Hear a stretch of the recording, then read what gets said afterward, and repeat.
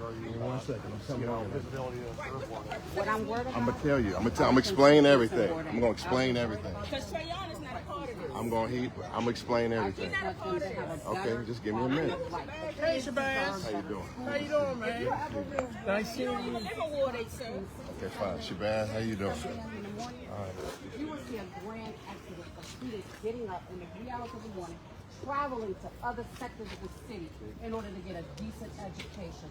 They should be able to get that right here where they live. Okay. Can I'm just say one thing to y'all. Just say go home. Yeah. Go in. I can tell y'all one thing. Okay, let me explain this. Just move that. Give me 1 second. I'm coming right in with you. Okay. Okay. So as the moderator for today's forum, this is very important because there's a lot of trauma. The rest of the councilmen here is traumatic to this ward. It's traumatic. The rest of what councilmen? Let me finish. Okay. Where y'all at when there's 200 kids laying on the ground? Okay, so what I'm saying here is this. Where you at when mothers need burial insurance? We can let you go. We're gonna let you go first. No, because what is your We're gonna let you go first. We're gonna let you go first. Well, We're gonna let you go first. We're gonna let you go first. I'm gonna make my statement. She did go first. Okay, so you made your statement. Okay, so let me make mine. Okay, please. She has a right to ask the question. Okay, we're here with Ward 8 residents here. Ward 8 residents didn't call this. And obviously there's a lot of trauma here. And this meeting is necessary because what has happened to the councilmen is it's bad news. And the ward needs to know where the leadership is going to go, where the future is going to be, and there needs to be healing. Okay, these are very serious allegations. You have a councilman here that has a track record of a lot of good deeds. Everywhere you go, they'll say he's done good here, he's done good with the senior citizens, he's done good with the youth. Yet when we read the affidavit, and I have read the affidavit, these are very serious allegations that throw the entire future of the ward into question. Attorney General Shabazz. Give me 1 second. So we're here to moderate this community forum. We're not taking any sides. We're neutral. There are people strongly here for councilmen. There are people here that may be detested.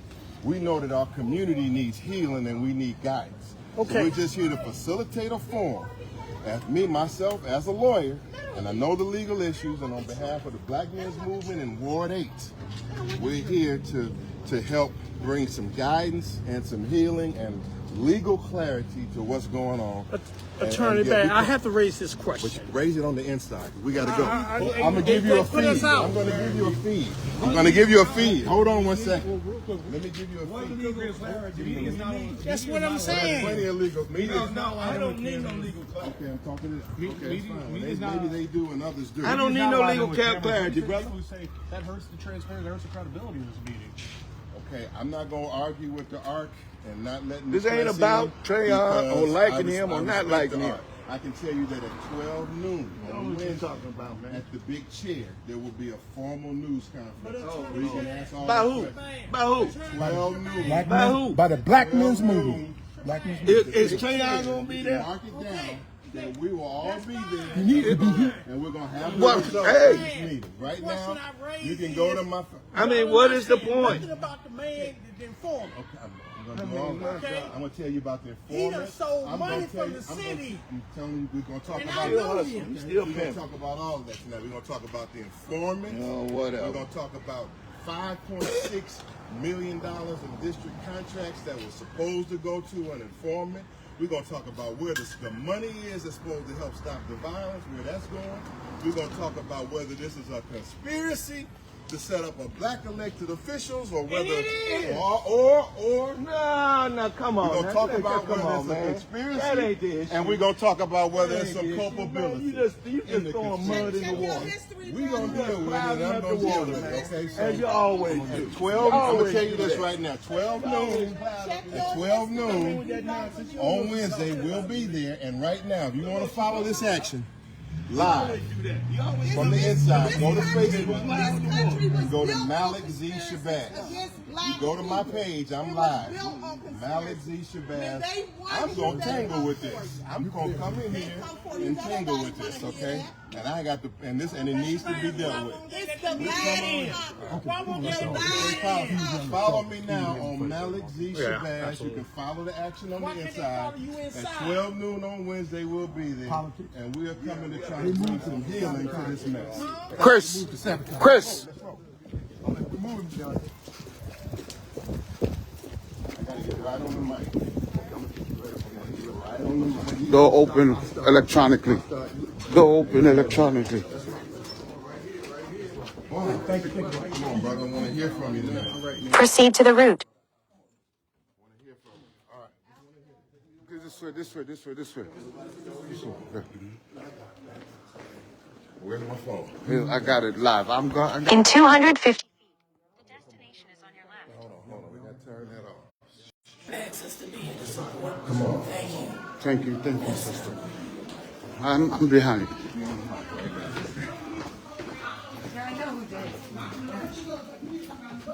Come on, I'll show you what's going on. I gotta work with the police and tell them what to do their job. Shouldn't have to do that. So we need to stick together.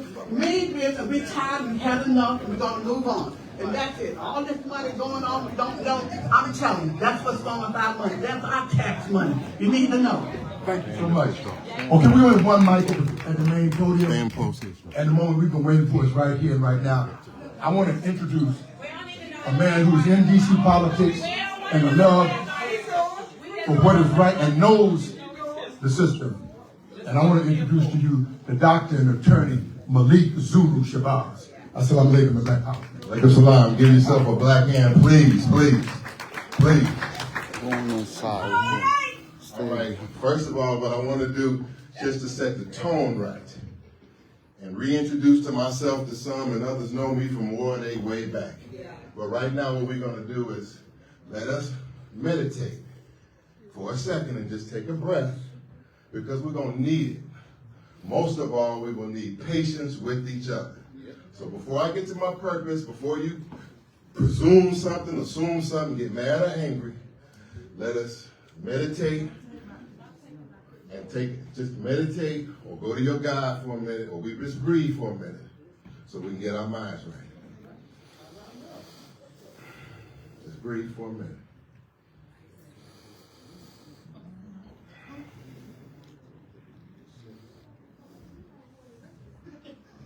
Okay?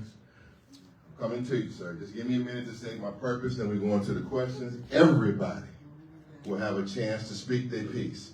First of all, gotta let you know that y'all are my peoples, okay? That you all, as black people, I don't care what candidate you from, what sect of the city you from, what part of Ward 8 you from, that y'all are my folks. And I'm here, my name is Malik Shabazz. I'm an attorney in this town. I've been in this city since 1984. Others know me as a former Ward 8 City Council candidate in this ward from years ago. I'm not here seeking no political office. I'm not seeking anything but for you to have a voice and your position to be stated on the critical issues that are affecting us in this city on behalf of Black Lawyers for Justice and the Black Men's Movement of Ward 8. A couple of brothers of ours, they're coming. All right. But me and other people out there trying to sue these mothers. Where y'all at? Okay. You're gonna let us. We're gonna be trying to proceed civilized. We don't want to. We want to be civilized. I'm giving you my purpose. I'm giving you the purpose, and just letting you know a bit about who I am. And it'll only be a second. Lafayette Barnes, all the old timers here. I'm older, right? I done been here, and I promised my folks in Ward 8 that if they got in a crisis, I would help them out. Some of y'all have seen me across the country. You've seen me in police brutality cases. You've seen me everywhere. But right here in Washington, D.C., you are important, okay? So who are we? We're the Black Lawyers for Justice, Black Men's Movement, and these are residents of Ward 8. Now let's get right down to it. We are here because some tragic events have occurred. The tragic event that has occurred, my sisters and brothers here, is that the councilman in this ward has been arrested and indicted on bribery charges. That is, no matter what perspective you're coming from, that's bad news. That's, okay, pardon me, arrested and charged with bribery. I have the affidavit. I've read the affidavit. So just hear me for a second, then we go into the mic. What we're talking about here, sisters and brothers, is big. It involves Ward 8, but it involves black people across this entire city. As I've always stated, that I believe, and I said this years ago, and it has come to pass, that there is a conspiracy to wipe the black population of Washington, D.C. out. I stated it years ago that there has been a conspiracy to decimate our population, to drive down our population. If you got a question, you come right to that mic. I'll get to you in order. Just hold it, folks. You can just get you right in line. I'm coming to you because I'm finna open up. Just let me state why we're here. There has been a conspiracy. There has been a conspiracy to wipe us out. Okay, now I will further tell you, as a former field organizer for Mayor Marion Barrett, as a former spokesman and a student of Brother Marion Barrett, I can tell you also, let's just respect each other. We're here for a reason. You're here for a reason. Okay? Brother Marion, there's always been a conspiracy to take down a black elected official in this city. There's also the question of whether or not that black elected official has aided in his own takedown. I'm talking about in the past or the present. Both sides of these issues are going to be discussed. All perspectives will be discussed. We're neutral here. We are here because we know you need a voice. That's why you're here tonight. We hear you know because you hurt. We hear you know you need some therapy. We know you need some guidance and you need to know what's going on. And so as brothers and men in the community, we are here to provide this forum and so that we could get some insight, maybe some healing on where we go from here. So as I conclude and open up, I want to say yes, starting in the days of Marion Barrett, there's always been a conspiracy to take down a black mayor or a black councilor or somebody in this city. And we have to also say that we will look at, as we did in the days of Marion Barrett, whether or not that elected official is culpable of the trap that the enemies of his enemies would set for him. Okay, now I've read the affidavit, and first of all, let's say this about Brother Trayon White and every one of his followers that are here, and take this right back to him. Everywhere that I go, including right before this indictment, when they come to me and tell me about Trayon White, they tell me that Brother Trayon White has done a good job here and a good job there, and he's been here for the youth there, and he's been here for the youth there. These are just facts. I'm not pushing no campaign. I'm just telling you facts. They say here. Right before this broke, somebody was telling me that at the senior citizens complex down on Good Hope Road, that they were out of air. There was no air conditioning in the building. And they said it was Councilman Trayon White that brought a row of Metro buses down and got the senior citizens out the building. And I hear a lot of good stories about Brother Trayon White. I gotta be honest with you here. Even if I'm even if you're critical, and I may offer some legal criticism, but I'm here to tell you the facts. That this young man inspires youth in this city. He's a young man that other young men have been looking up to. That's why this is painful. Because as a young man, other young brothers identify with him, and he's been at the forefront of the anti-violence movement in this city. These are facts. So you got a popular councilman You got a councilman here that has won re-election by 50-something% of the vote, on his way to re-election, and now you have a major controversy with him being charged with bribery. Well, what does the affidavit say?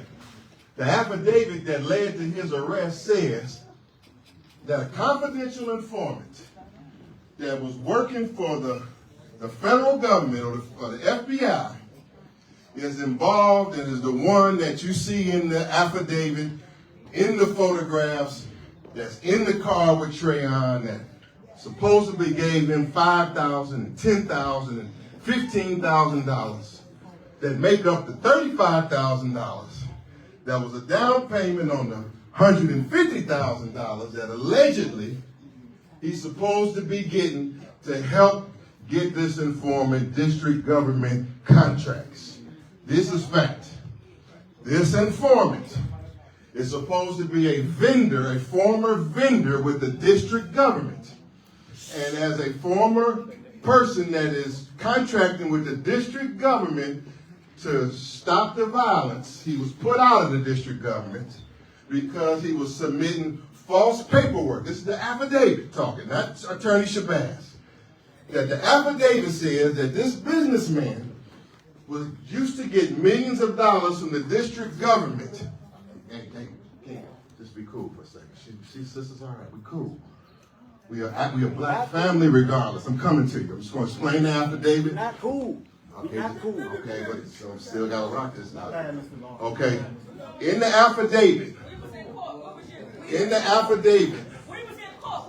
Let him finish. Let him finish. Let him finish. Let him finish. We're going to respect each other. Respect. Great. Clap your hands if you're going to respect each other tonight. It's important to respect each other. Everybody will have their chance. See, because Attorney Shabazz is not here to judge.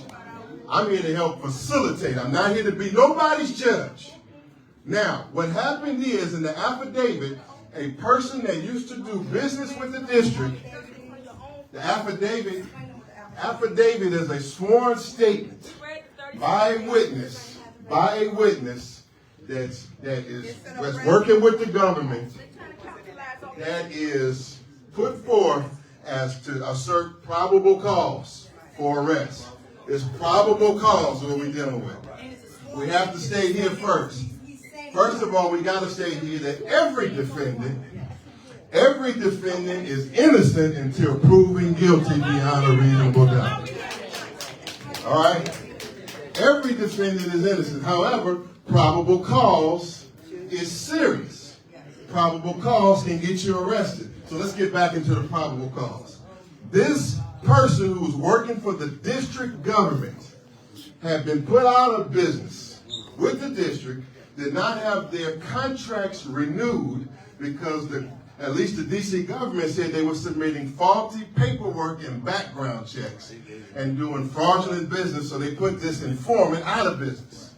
Soon after that, the informant got in trouble with the payroll protection program. I just saw an ANC commissioner in this ward, got 5 years. I forgot brother's name, he got 5 years and it's $9 million. And Brother Rosenberg, got 5 years. Okay, so this informant in the White case, a friend of White, was in trouble with the government, then got in trouble with the feds for the payroll protection program. Okay, and my analysis is that instead of charging him and sending him to jail, he agreed to be an informant against Trayon White. He went to wearing a wire against Councilman White. He went to soliciting Council White for some more business with the district. He wanted $5.6 million. I'm coming to you, brother. I got you. Just be patient. Everybody can drop. $5.6 million. Just got to know some facts here. So the informant, he's called in the affidavit CHS1. Confident informant number one. Informant number one comes back to White continuously, saying that he wants the anti-violence contracts, what they call ABC, that he wants the onesie contracts, which is the East of the River, basically collaborative that brings all of the anti-violence monies together. About $6 million. the man is seeking $6 million. According to the affidavit, he sat with White. He has a number of conversations outlined in the affidavit about him wanting to win the contracts, which officials had to be won over, which officials had to be convinced in order for him to get the contracts. And according to this affidavit, or the parts of it that they brought out of the affidavit, that White allegedly, according to these tapes and transcripts, agrees to help him, agrees to pressure these officials. There's a question about whether this is an official act or not, all the way down to the point where in the affidavit where it says that White says that if this official, he's called, it's 3 unidentified government officials in the document, it looks like it's the head of DYRS. Look like in the affidavit, White is saying that if this DYRS official, according to the affidavit, it's just an affidavit, according to that witness, that White agreed, that White said that if that person doesn't help him doing what he's doing with the informant, that person won't get his vote on the city council to remain in that position. That's the basis of the bribery charge. Bribery is using your official position to influence or steer public contracts. That's just what the charge is. Okay? So that being stated, I'm going to the mic. Let you know our intention. I'm neutral. I'm not taking no sides here. This is for us to try to express our opinions, get some therapy, and hopefully move forward. But it's a serious time. Will Councilman Wright run for office regardless to indictment? Hell, I don't know. You tell me. Is he going to be pressured out of office and unable to run in November? Y'all tell me. Is some write-in candidate coming up? Y'all tell me. Is Ward 8 going to be divided forever? Y'all tell me. Let's go to the mic.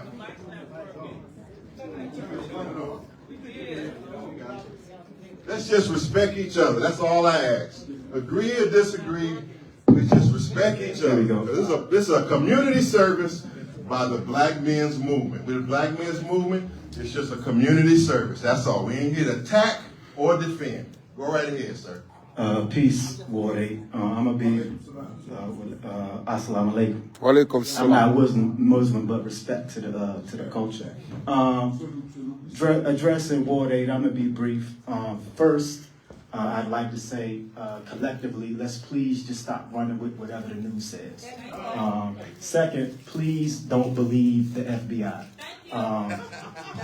Just general, outside of this case and while we're here. But the most important issue this evening, I feel, they done wasted my goddamn time. But, so what's going to happen now is there are a whole bunch of write-in candidates. So we have to collectively garner ourselves to figure out what we're going to do as a community. So, you know, I know there are at least 4 write-in candidates, so that's going to split the vote.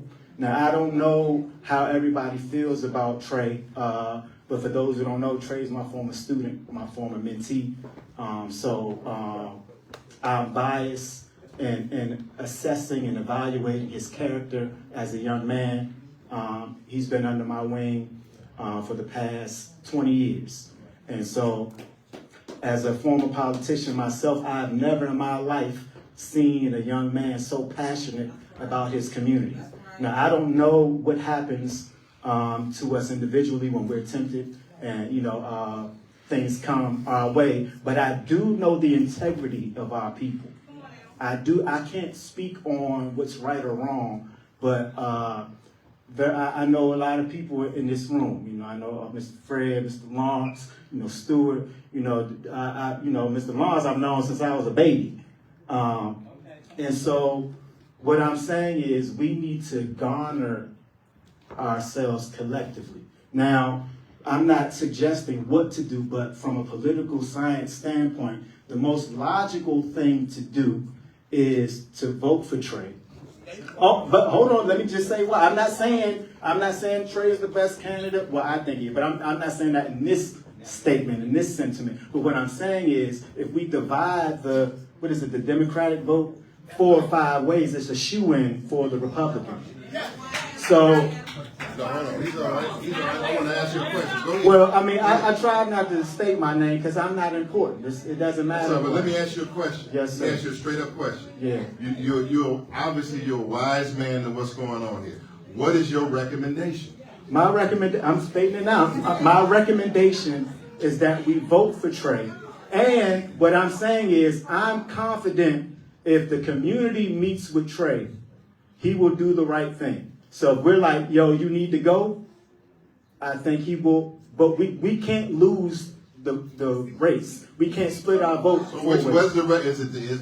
I say we vote for Trayon. So is it to meet? Is it? I'm just trying to get clear. To meet to see where he goes, or you just say straight up? Well, he has not been displaced. He still is the Ward 8 councilman right now today. Okay, hold on. Let's give him a hand for his comment. Give him a hand for his comment. No, give him a hand. We're coming to the next one. Hold on.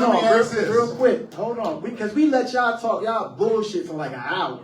And y'all came in our community telling us who y'all are. And I know, but these my people. These not your people. But what the final point is, the point being is, so we can't be so divided, with emotion. We have to make a decision. So, or if it's one of the write-in candidates that you feel has a stronger sense to not divide the ballot, that would make more sense too. But obviously, Trayon has the most tenure and experience in being our council member. Let's just put him in. And he's still on the ballot. So we put him in, and then we decide where we go from there. Then that way we can secure our vote, and then we can make a decision. Thank you. All right. Let's take a poll on that for a minute. That was clear. Oh, 1 second. No, don't do that. Don't do that. Because we got some time to thank you. First of all, I like to say I've been here since 1974, before 84, before the crack hit the streets, okay? So when I hear you talk about us sticking together, I was one of the first persons who voted for Mayor Washington for D.C. And it was a mixed, diverse community, so it wasn't just blacks here, okay? So that's irrelevant. Second of all, during the crack age, blacks did not stick together, turn in each other. So where were you guys then? Okay? Even the Muslims didn't come here and help us. But we had to pick our kids up off the street in bodies and mothers selling their kids. Where was the Muslims then? They weren't here. So I ain't falling for this. Okay? First of all, for me, I'm going to do a write-in. I talked to Trayon personally. Was we live up in Willow Creek, and Trayon live up in Willow Creek. And all y'all Trayon lovers, he ain't worth 2 cents. And I'm not saying this by hearsay. I'm saying here for direct interaction from him. Trayon would not help us. Because he said it was a conflict of interest. He would not help us. So you think he's going to help us now? After he has been took in by the FBI? I don't think so. We are fooling ourselves. Because you know what? I was here when Marion Berry said they're coming. Get yourselves together. I got programs set up for you to get your credit together, find jobs, and buy property in this city. Did a lot of blacks do it? No. I'm going to Maryland. That's all I kept hearing. I'm going to Maryland. So when y'all talk about black folks don't stick together, that's bull crap. Y'all don't want to stick together. We are here today. We can make a decision collectively and decide on somebody else besides Trayon. Because I'm telling you, that young man is disrespectful to elders. He's biased in who he wants to be nice to. He is not a good person. Because anytime you disrespect your elders, you heading down the wrong track. So don't sit here and tell me about Trayon. We should vote for him in because we don't want a Republican again. It was diverse when Washington, it was white, black, Indian, all kinds of people up in here. Because I'm going to tell you one thing. If this Republican going to do a better job than Trayon, I'm voting for him. And I'm going to look him up and see what he's about. Because Trayon is not about this war. Because I'm sick and tired of seeing trash up and down my wards. Why should I have to keep calling in for them to pick up the trash in my ward? You trying to tell me my city councilman ain't riding around here and seeing this? I do 311s every week because my city councilman is not making people come over here and do what they're supposed to because he's somewhere else doing what he's not supposed to do. All right, we're going to bring her. Okay, just for having, remember again, we're not taking sides. We're just saying for her having her First Amendment, give her a hand for her First Amendment. So we got two positions on the table. One gentleman came up first and said, Trayon, and vote for Trayon regardless, and it will work out. And the other sister who just came here says she's been here for a long time, and she says that it's time for something new or write-in, or she would even vote for the Republican. Okay, so that's what we got on the table right now. Let's just see where we at in the discussion. If you agree with the first man, just a temporary, just raise your hand if you agree with the first man. I just want to know.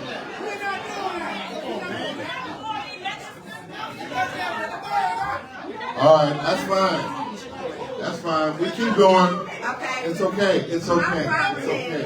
This whole thing. I got you, bro. I got you. With this bribe and stuff, if he got money, that he's taking money for bribes, he's not the only one in the district office. Hello. They need to go after all of them. Start with the mayor's office with Eugene Adams. Litigation, director of litigation. That's what they need to go after. If he knew about his frontline workers changing and wiping out notarized petition, what's the difference? So you're saying White's being picked on? Right, he is. Okay, now what? Now, despite him being, I got evidence. Okay, you might be right. Probably right. Okay, let me say this. They What do you say? had him to move from the OAG from being a deputy director. Then he put out that he was being, he was resigning. He retired. Then he came back underneath the office of the administrative hearing. Then he came back underneath of the mayor's office. And whenever he knew, Vincent Gray knew, all the attorney generals knew.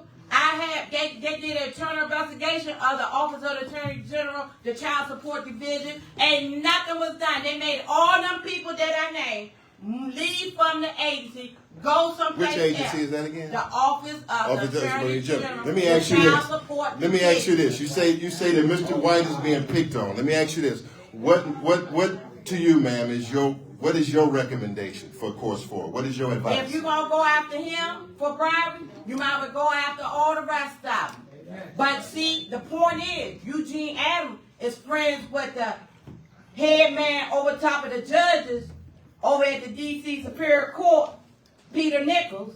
He's up top of them, all the judges over there. Then I didn't take my case to the District Government Court, Supreme Court. I took it to Fed. But they ain't no different because all they did was made a phone call. All right, okay, we got you. We got your opinion on record. Okay, and your opinion is valuable. And then my other thing is, if he taking bribes, whenever I had rented out my house before the pandemic, I was trying to get it back.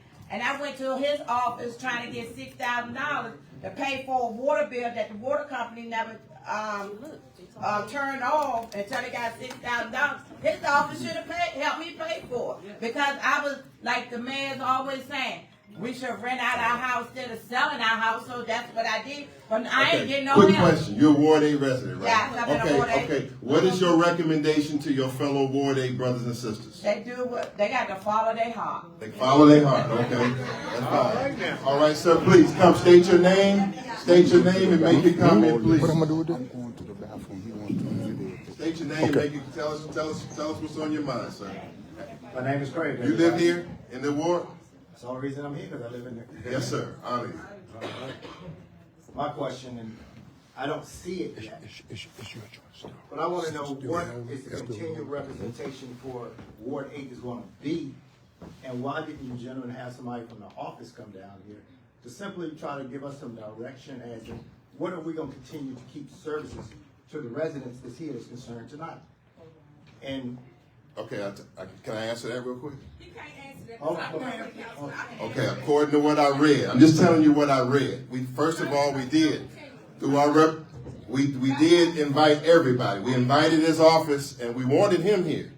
Okay, from what I read, they said that from what I read on his website, that the services to the constituents is continuing and shall continue. That's what I read. Okay, understand that. However, we are still in an influx of uncertainty, being as though Councilman White has legal issues going on right now. Okay. You should have names that let people know who is going to continue to represent them, or who is going to continue the services. Who can I call at his office? Who can I make sure I'm still getting these things together? Like the lady said, she calls 311. The other lady said she called. Okay, let me ask you this. Maybe they can know. Is there any differences at this present second of the services that you normally receive and that you haven't received since you've been arrested? I don't know. Is there any differences in the services that you normally would receive and the ones you're receiving now since you've been arrested?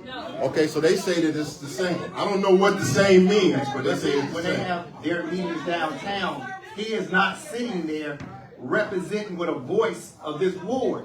So who is going to be that voice of this ward temporarily until something is resolved? Okay, let's stop right there. That's a great question. Okay, hold this.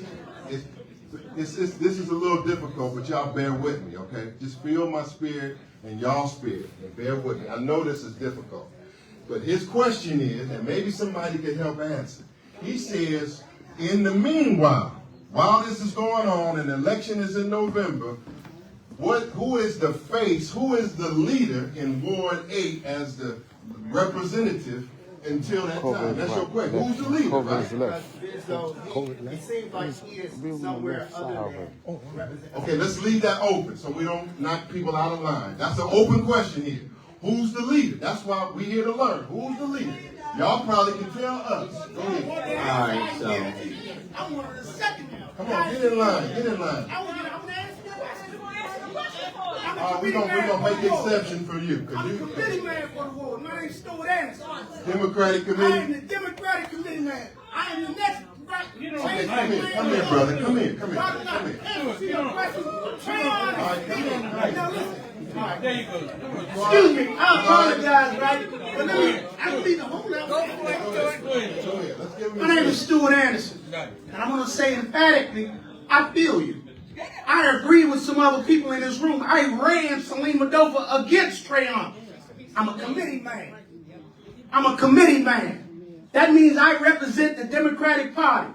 If you got an issue with Trayon White's office, you can't get him, call me. I guarantee you get a response when you call Stuart Anderson. And that has nothing to do with Trayon White and his political situation as it relates to the courts. We're talking about who's going to represent this ward. Trayon White will continue to represent this ward until November. There will be nothing. I'm not a lawyer. I'm not a lawyer. I got a legal assistance degree. And I can tell you right now, I could write up enough goddamn petitions to the court to continue this case to 2027. Well, let me ask you. And he will continue to be, he will continue to be the leader of this ward with all of his inaccuracies, all of his failures, and all of his goodness until November 5th. Now, the idea is, what do you want moving forward? I just came from the Democratic Convention. I just was up there all week long fighting for democratic principles that govern us here. I'm not here to tell you to vote for Trayon White. I'm telling you, vote for the Democratic ticket. We already had a primary. I lost in the primary. I wanted Salim Adolpha. When the Salim Adolpha camp said, Stuart, we're going to do a write-in so that we can, this before this Trayon met, I said, you do it without me. Why? Because I represent the Democratic Party. Okay, and I'm saying the answer to your question is, the leader is Trayon White until he gets locked up. If he don't never get locked up, we go to November 5th. Let me be clear. On November 5th, you get to vote for who you want to vote for. I say vote Trayon White because we cannot lose this area to a Republican. So I say to all running candidates, stand down. All right, okay, so his position. My phone number is 202-239. He's coming strong. He got 9439. Again, it's 202-239-9439. And what I'm saying to you is this. We cannot lose this ward to a Republican. And we must vote democratically. And then, if Trayon White does fall to what is happening in the FBI and the investigation, we have a special election in 2025. Mr. Anderson. Anderson, right, let me ask you something, brother. For standing up strong, for standing up strong on his First Amendment rights, let's give him a hand. He stood up on his position. Okay, but let me ask you two questions. One, you said, did you say that in the absence of the physical presence of the councilman that you... There is no absence of the physical presence. Let me just ask you a He has an entire staff. But let me ask you this. You And said... his staff is continuing to work. Let me just ask you something, brother. I want to correct you as you move. Okay, all right. Let me ask you this. We'll have a conversation. Let's go. This is important. Are you saying you're able to help with... Hey, Mom, ma'am. Are you saying that you're able to help with constituents? I already do it. I've been doing it every day. Ever since I've been in this ward. I'm the second highest ranking Democrat in the ward. I get you. We don't got to yell at each other. We all right. It ain't that heavy. I'm trying to leave. Okay, so your position is clear on the record. You say, regardless to the charges, regardless to what's happening, Trayon White for Ward 8 because he's a Democrat and elected in November. That's your position, right? My position is exactly that. He was elected during the primary. We should stay the course until they lock him up. If they never lock him up, he continues to lead them, and he leads today from wherever he is. Now, all of the problems that's happening with him, those are personal issues, and I'm not saying he's right or wrong. I'm not saying he's right or wrong. Okay, well, let me ask you this. Can the floor ask him one question? Yes, sir. One question. Go ahead, Quite good. You all sort of understand what we should vote him in, that we should vote for the people. Here's the question I have.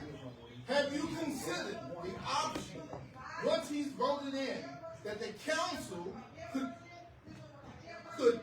Come on, somebody out there making noise. and remove him for violations of their code? The council, yes. Once they are in session. The council. And then this board then have an election after the new year. Yeah, so let me answer the question. So already the chairman is talking about, Phil Mendelson is talking about stripping him of... Let's hear Mr. Anderson. Stripping him of his committees. He still represents Ward 8.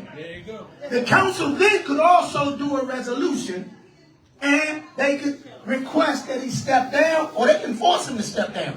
And what I'm saying is this: until any one of these things happen, until the council passes a resolution for him to step down, or the feds lock him up, we stay the course. If in fact any one of those things happen, it triggers an automatic special election. And I'm saying for the residents of Ward 8, even those who haven't been getting service from Trayon White, remember the first thing I said is I ran somebody against him in the primary. I ran somebody against him. We lost. And I'm saying it is to our best interest, the residents of Ward 8, notwithstanding Trayon White's legal issues, that we continue to vote Democrat. We vote for Trayon because there only be two names on that ballot. Let me ask you a And question. because there's only two names on that ballot, Donald Trump. Am I done? All right, I want your number. I gave it to you. 202-239-9439. You ask anybody to call that number and ask them do they know. Don't let this man go. Get his number. Okay, hey, we got another young man. You Ward 8 resident? I'm a Ward 8 resident. Okay, first of all, look, we making it almost halfway through this thing. Give yourself a hand. It's a miracle we making it. Because this is a heck of a meeting right here. Seriously. All right, now hold, let's focus. Mr. Anderson, work with me, boss. Work with me, brother. Young man, Anderson, work with me. Okay, so I've been a Ward 8 resident since 2011. I opened it up, you know what I mean? I was a youth ambassador. I worked under Anthony Williams back in, you know, y'all know how long it was since he's been in office. So I've been involved in DC politics pretty much my whole life. I worked under him at 15 years old. I'm gonna be honest, I'm an independent, not Democrat, basically because the Democrats ain't never done nothing for black folks ever. Let's be clear about that. No Democrat ain't never done nothing for no black folks. Let's be clear about that. So I'm not a Democrat and I'm not a Republican because I know a lot of them are racist. Let's be clear about that too. So this ain't about parties. This ain't party politics when I speak. I don't care about your party.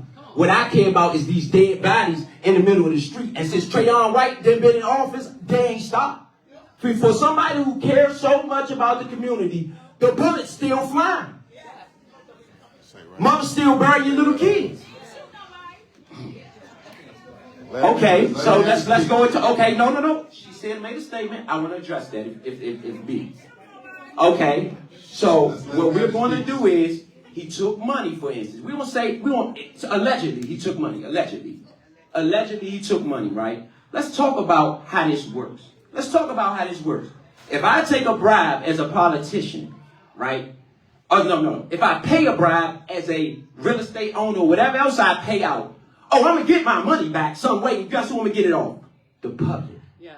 So if I take a bribe, so if I'm giving a bribe as a real estate agent, I say, oh, I'm going to give you, what, 158? I'll give you 158. Guess what I'm going to do? When that rent comes and I put that building up, guess what I'm going to do? I'm going to hit the public. Oh, yeah, I need, instead of the $1,300 or $1,200 I was going to charge y'all, I need $1,700 now. And guess what that father of that who wants to support his family going to do? Oh, you're going to go out there and get it. So this is how the money turns in our community. We can't. Okay, let's talk about Trayon. Now let's go back. No, stay right there on this. Okay. Let me drop this and we come back and we come in the Absolutely. Okay, I want to just say this. Now this is citywide. It's bigger than Ward 8. Yeah. One thing that I don't think people are considering is that if this guy is seeking roughly $6 million in contracts. One thing that's troubling that I read in the affidavit, I didn't read where this man was being demanded to do something. I didn't read in the affidavit where it said, now brother, if I help you do this, you're going to make sure that on Martin Luther King and Malcolm X, you're going to open that center and you're going to provide them mental health services and the social services and the medical services. You're going to do better than you did last time. Now maybe it's in there, and I didn't see it. But I didn't see, even if there was something going on, I didn't see the demand on this man, are you going to take this $6 million and do something? Who makes that demand? What am I talking about? I'm saying beyond the names of the councilmen, if it's $6 million out here in one annual year supposed to go to stopping the violence, and the violence is not decreasing, then as morally and ethically, we got to stand up and demand that the dollars that's supposed to go to the youth and stopping the violence must go to the youth and stopping the violence. No other deal can get in the way of that. Hello? If it's money out, because if you want to do business in the district and help somebody, you can get paid for it. They will pay, you can, in your contract is an administrative fee and enough fee for you to make money.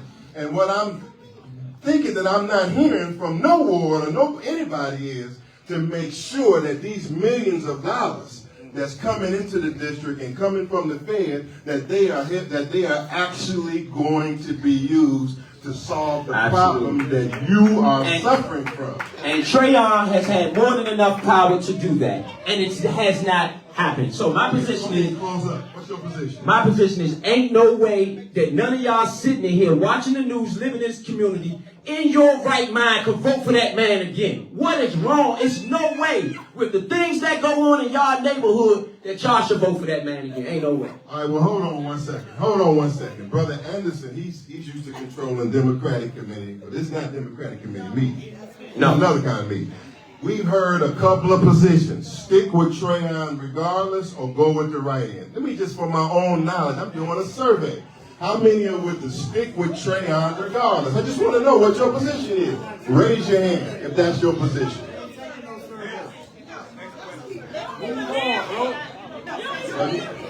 Don't make no difference. It's a good city. Don't make no difference at all. I'm making my meat. It's not me. Right, and I do appreciate you, brother. I do appreciate you, brother, for your efforts. I do appreciate it. I do. Hey, I do we all appreciate right. you. We all right. I do appreciate you, brother, for your efforts. I do appreciate it. Let's give him a black hand. Let's move on to the next one. You got the mic, Rock. You got it. You got it. We the people. We the people that live in Ward 8.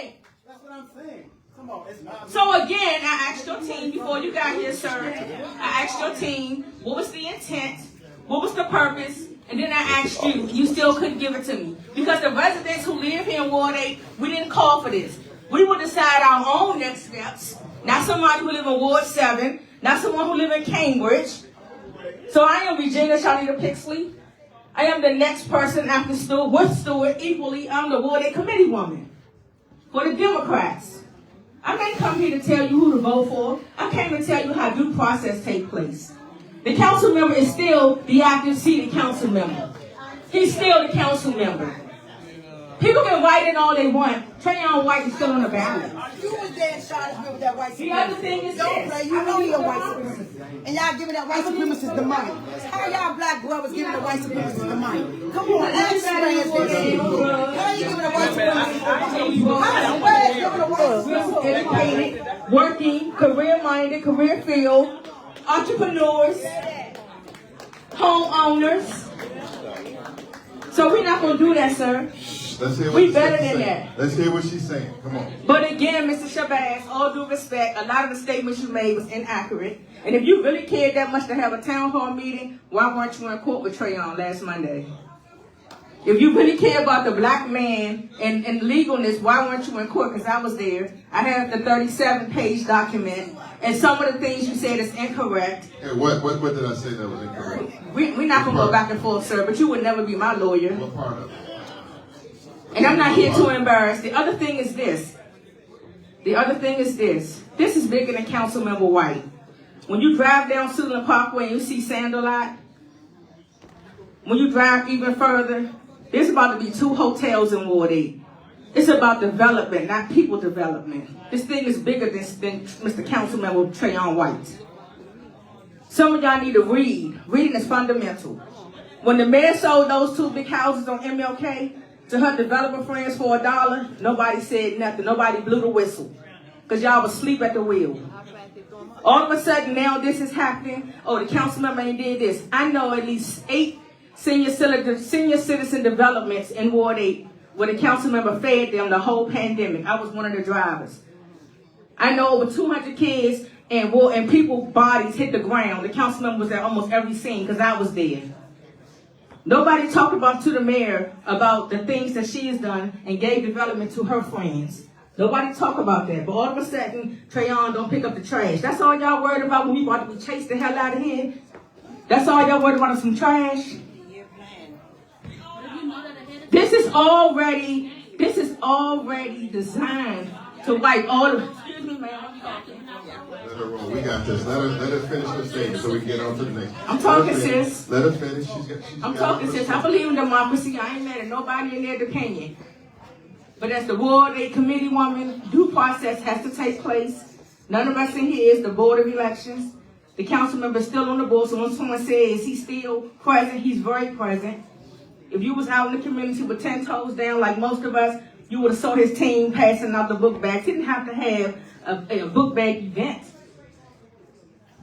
But the book bags were passed out. And then on social media and all outlets, there were members of his team dropping off book bags to Ward 8 residents' homes up until 3 and 4 in the morning. So the services have now stopped. The senior called me today about her water bill.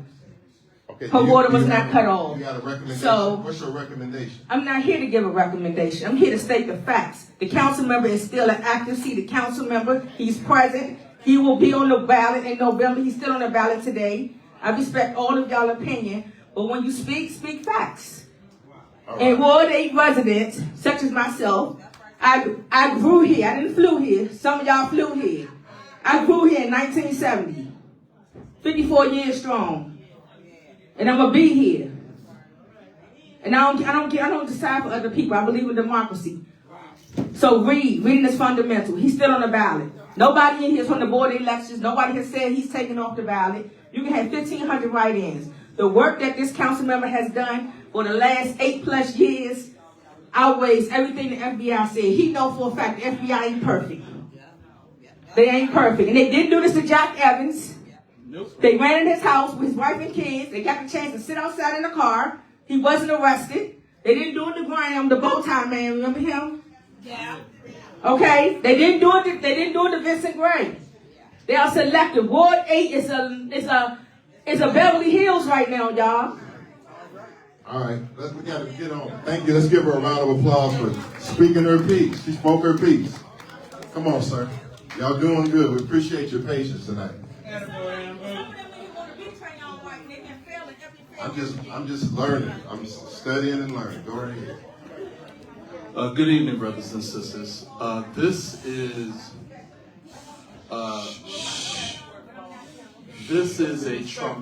a traumatic event.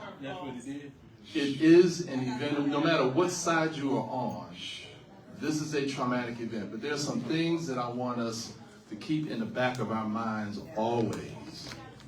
The first is that the FBI has a history of going after black leaders. Whether they end up convicted or being innocent, the FBI has always had that as part of their history. We cannot forget that. The second thing, this council has been biased against black leaders. And they show favoritism to others. She just mentioned Jack Evans, who reportedly stole more than $780,000. But they went after Kwame Brown. They went after Harry Thomas Jr. There are cases upon cases in which the council didn't play fair. Number 3. Y'all just heard Stuart Anderson. Keep it democratic. What he did not say to you was this. September 19th is Trayon's next court date. At that court date, the judge will determine whether or not he will go to trial. That's what that court date is for. September 12th. Preliminary hearing? That's his preliminary. Okay, that's his September 12th. What judge is that again? I don't know what the judge's name is. All right. Go ahead. September 12th is the last day that any candidate can withdraw and not be on the ballot. So if Trayon decides to continue to run past September 12th, his name will appear on the ballot. If he decides to resign or withdraw after September 12th, what the Board of Elections has to do is inform every ballot place that that candidate is no longer running. That's what the Board of Elections would have to do if he resigns after or if he withdraws after September 12th. The scramble right now is for write-in candidates. There's this whole talk about, I know that there's at least 3 or 4 write-in candidates. Now half this room knows who I am. I'm Brother Ambrose, and you know that I be here all the time advocating about health. I'm the one that fought to get that hospital here. Y'all know. Half of y'all know. So I'm not a stranger to Ward 8. but I'm a Ward 7 resident. So at the end of the day, I don't have a dog in this fight. What I desire is for black people to empower themselves and to be able to choose a leader that is worthy of the people, no matter how it plays out. I'm not going to say whether he should resign or withdraw. I'm not going to say who should run as a write-in or who shouldn't run as a write-in. I do know that if there's more than 2 write-in candidates, we're going to have a candidate for them. And I know that I'm going to ask the question, why the hell are you running as a write-in when you didn't run in the primary? I want to know that answer. Why are you taking advantage of this situation when you ain't had the backbone to run in the primary and state your position? Okay, so let me... Hold on, Malik. Yeah. Now, let me just say this, too. I almost didn't come to this meeting. I've had at least 8 people call me, including at least 3 ministers from Ward 8, that are not here because they told me that they don't trust what's happening. They actually said that they don't trust you because they said that you don't show up. Why ain't you been there before? Why are you doing this just now? I'm not going to cast dispersions on you because I've known you since you were at Howard. Okay, he knows who I am. I was in student government at the time that he was at Howard. So I can go back if I wanted to. But I ain't going to do that. That's not my purpose. I have a radio show that airs every Monday at 5. I was just on today before I came here talking about this issue. Denise Roark Barnes once a month is my co-host. Philip Pennell once a month is my co-host. The name of the program is called To the East because I talk about east of the river. Even though I'm a Ward 7 resident, I love my people wherever they are. I'm going to fight for justice, especially in health, wherever they are. Doesn't matter if you're in Ward 8 or Ward 5 or Ward 1. I'm still going to fight for justice for black people, period. I've been here over 40 years. So I can claim D.C. I can claim Southeast because that's where I live. That's right. Southeast.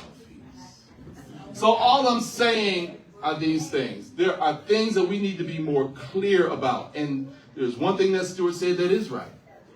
When there are several write-in candidates, it does increase the chance that a Republican will get elected. That's a fact. That's a fact. What I'm hoping that everybody in here thinks about is coalescing behind one. Whether or not that's Trayon or whether or not that's a write-in, we have to unify behind one.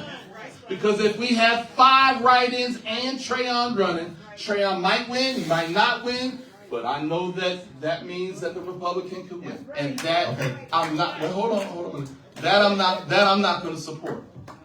I am not going to cast dispersions on anybody. I just want to tell the facts and share the facts. I'm on radio, that's my job. But as a resident east of the river, I am interested only in the empowerment of black people. That's all I'm interested in. And we work with black men across the city. We have been having conversations, brother knows. We've been having conversations with black men and boys for over a year and a half, from Bald Eagle to Emory all the way up Georgia Avenue. We know the issues that black men face. I ain't trying to hear no other BS about black men organization here, black men organization. No, we're doing the work in the community. We're doing the work. And when you do the work, you don't really have to talk about it. You just grind and do the work. Everybody know what I'm talking about. So let's get some clarity. Let's find a way, not in this meeting, because it ain't going to happen in this meeting. Let's find some clarity to be able to coalesce around one candidate if there's a write-in, or coalesce around Trayon. If he runs and he wins, the council has 2 choices. They can either suspend him, which is what they're kind of trying to do. It's actually called a sanction. They can sanction him and strip him of his committee responsibilities. They can do that. Or that's what they're in the process of doing right now. Or they can remove him from the council. But they're not going to do that until he either pleads, whether or not he pleads guilty, or he goes through a trial and is convicted. They will not remove him before then. Okay, can I clarify something with you? Yes, sir. Okay, you stated that you feel that if there's a write-in, that the write-in candidacy should be limited to those that were on the ballot No, that's not what I'm Be saying. limited to those that were actually wrong No, about. that's not what you I'm saying. No, I'm saying that we as a community, Ward 8 especially, because I'm a Ward 7 resident, Ward 8 needs to coalesce around, if there's going to be a write-in candidate, and everybody agrees that, you know, Trayon got to deal with his issues, and you want to support someone other than that, you need to coalesce around one. You can't find around what candidates that principle work. for the one? I'm sorry? Because you articulated a principle about that one person before. You said in your first statement that if you weren't running before, you shouldn't jump out there now. No. I was saying to those that are now claiming to run as write-in candidates, I'm not going to mention no names. But there are names that are out there saying they're going to run as a write-in. There are some that ran in the primary and then withdrew from the primary. Now they want to run as a write-in. You got others that never even entered the primary that now want to run as a write-in. So the question is why? Why did you step out before? So the issue is, regardless of all of that, those are just questions that they need to be asked. At the end of the day, Ward 8 needs to coalesce around somebody. Don't get distracted. Don't lose your vision. Be clear-minded. What Stewart said is partially correct. He said go Democrat. And if Trayon is on the ballot, then he's on the ballot. Ain't nothing you can do about that. But if you're going to support a write-in, you need to support one write-in. Don't be supporting 5 and a cat and a dog and everybody else. You don't need that, because that's when another candidate can slip in. Okay, so let me say something. First, let's give him a black hand, first of all. Long-time freedom fighter, great voice for our community, long-time brother of mine in arms. Okay, let me say this, though. Now, I'll take it a little step further, based on his analysis. And just so because I do believe that this meeting is offering clarity. He says, and my interpretation of what he says is no one should just jump out there. Okay, so in the Democratic primary, the top finishers were Trayon White, Salim Adolfo, and the third man was Branch. Okay, my interpretation, when he says coalesce around one write-in candidate who's a Democrat, I could be hearing something different, but my interpretation of that would be to ask you the question, well, what about the second place man who's a Democrat that got 22%, who I hear good things about him also, like I hear about Trayon, I'm talking about Adolfo. Nobody's mentioned him, but he is the man that got 22% in the Democratic primary. He hasn't said he would run. I'm not pushing anybody. I'm just putting that out there. Salim Adolfo got 22% in the... I'm just going over the facts of who was in the race. Well, that's all right. That's all right. Go ahead, ma'am. I'm asking you the question. Maybe somebody will raise it because I want to know. Why not Adolfo? I want to know that. Go right ahead. Good evening, people. Bear with me because I get brain fog. I am a 4-year cancer survivor, so sometimes I get brain fog. But we need to be very, very mindful as a people of our history in this country. So before we go condemning one another and letting the what's happening divide us, we have to remember our history in this country. We have Black Panther parties up here. We have the Muslim faith. You guys, better than anybody, should know about the FBI. Going to COINTELPRO. And the first thing you pull up is the FBI disclaimer saying that their beliefs back then are not the same. That's bullshit. That's bullshit. Okay, the same things that were going on back then are going on today. When they want you, they will come for you. They will assassinate you literally, or they will assassinate your character. Don't come, I'm a Ward 7 resident, but don't come into our communities with a bunch of bullshit, okay? Because if you look at history, history was not won by Trayon picking up the trash. We have to do stuff as a people. I go to these city council meetings and I don't see anybody. Anybody at the meetings. Nobody is at the meetings. The power is not in that city council, it's in the people and the people in the wards. We have to get from behind these desks at work. We have to get up from them couches and we have to go out and advocate for ourselves. And until we do that, things are going to remain the same. It's going to remain the same. The boycott in Alabama did not change with them just sitting on the bus. It changed with the people coming together and saying, we are going to do this. And it took over a year. But they did it. They did it. So until, no, I don't need no questions. I just want to finish going through what I'm going through. We need to stop putting the blame on the politicians. You know better than anyone, Fred Hampton, when the people are for the people, look what they did to Hampton. That is my favorite person to use. 21 years old and they assassinated that man. But I'm going to tell you, like he said, you can kill the revolutionary, but you can't kill the revolution. And we are the revolution. All right, let's give a Black power, black power. Got Ward 7 supporters up in here. We all lead to the river. As I say, only Wards 7 and 8 is all we got left. Say it over and over again. 7 and 8 is all we got left. You lost 5, lost 4, ain't even in 3, 2, and 1. 7 and 8 is all we got left. Go right ahead. Okay. There's so much I want to say. So many people want to piggyback off. But first of all, I want to say I'm a Washingtonian. Yes. Over 65 years I've been in the district. I got 76. The young lady that said people don't go to the city council meeting, I'm one of those. I'm one of those that haven't been. You know, what really got me fired up, it wasn't Trayvon. What really got me fired up is when I started seeing these Republicans, these white Republicans coming into Ward 8 wanting these positions. So the day before, whatever day that was, the final day to sign for AME, I think the office closed at 4:45. I left my house at 4:15. Got down there just in time so I could put my name on the ballot for the ANC. Why? Because I thought this person had bad mouthed this young lady, Malcolm or something, and he talked about her so bad that I decided he was trying to push her off so that he could be a shoo-in. I went down, put my name on the ballot.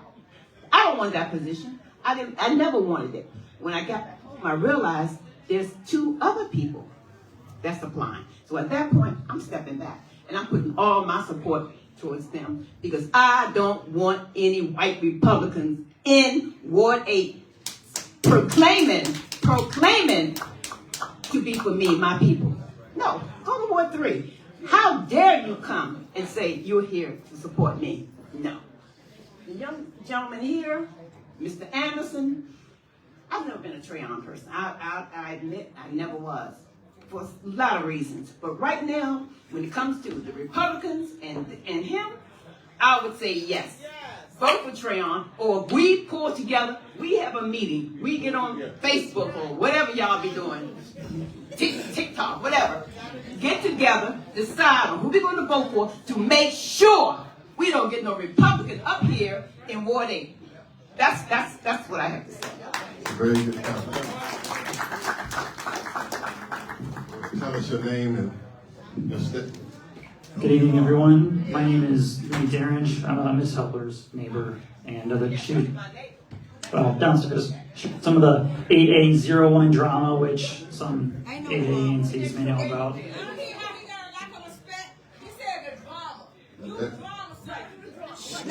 And everybody's anyway. Let me introduce myself for those who don't know me. Let me hear what he's saying. My name is Nate Derringe. I moved to historic Anacostia 9 years ago.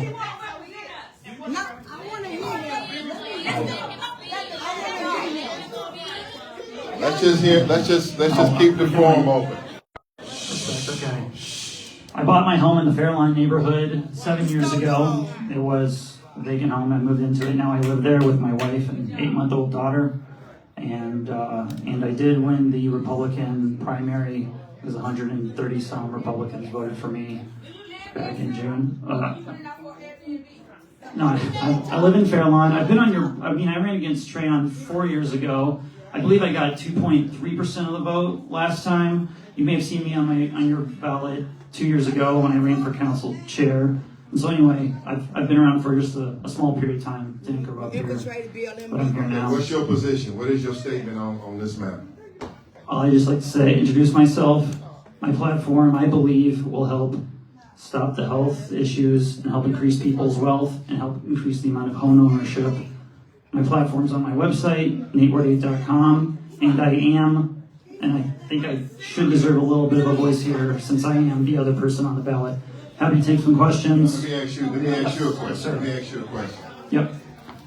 Do you think that your candidacy or your election would advance gentrification in Ward 8? When you say gentrification, meaning the decimation.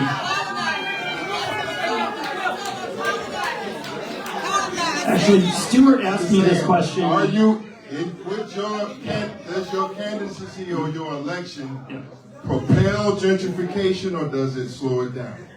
I have a plan for housing on my website. I explained this to Stuart, and my plan.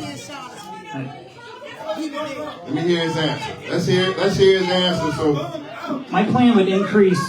My plan would increase home ownership. I'm trying to get people who live in their homes. I want the city to sell its property to the occupants at a heavy discount, so we have more homeowners, so people can stay where they are, and turn that district property into private property. It's all on my website.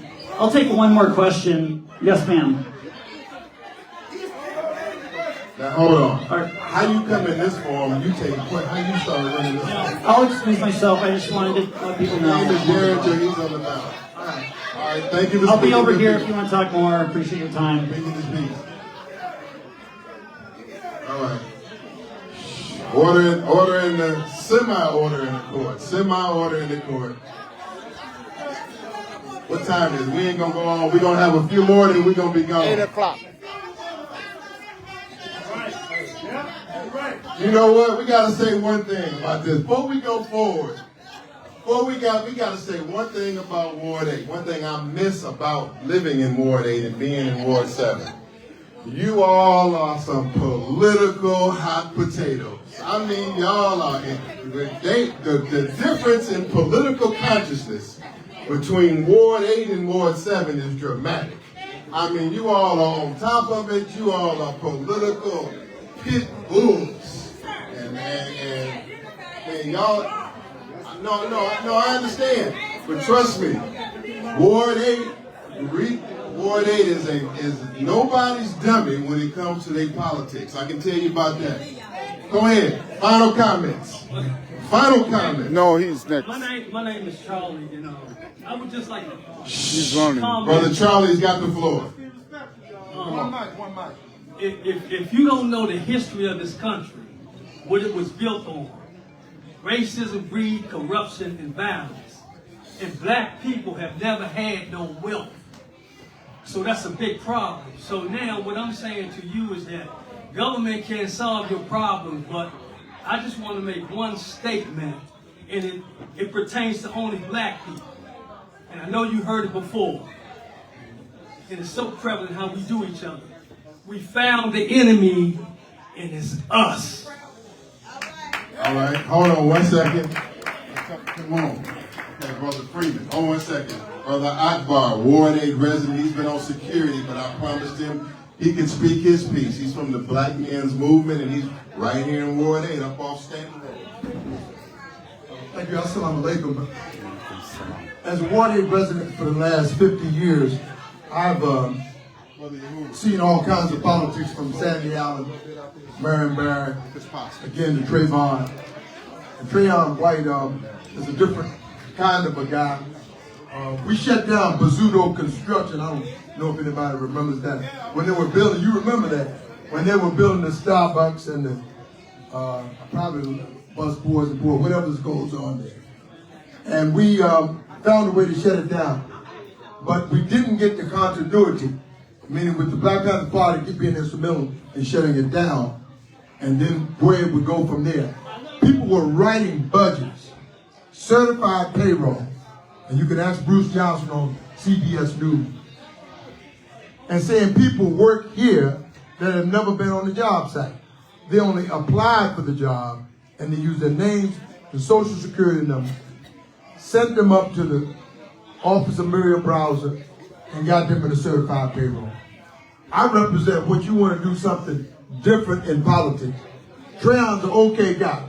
I'm not saying he got little man syndrome or none of that. It's just that he's not a very intimidating looking guy. He's an ordinary guy.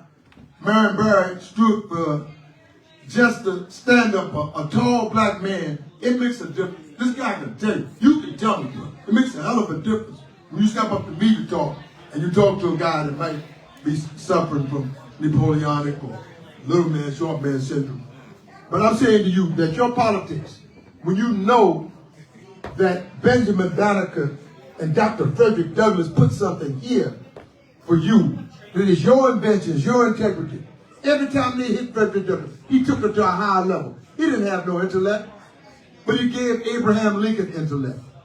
Dr. Benjamin Banneker didn't manifest for Washington. He was a surveying engineer. He was an inventor, right? Surveying engineer. Wrote almanac. I'm still reading for Frederick and from Dr. Benjamin.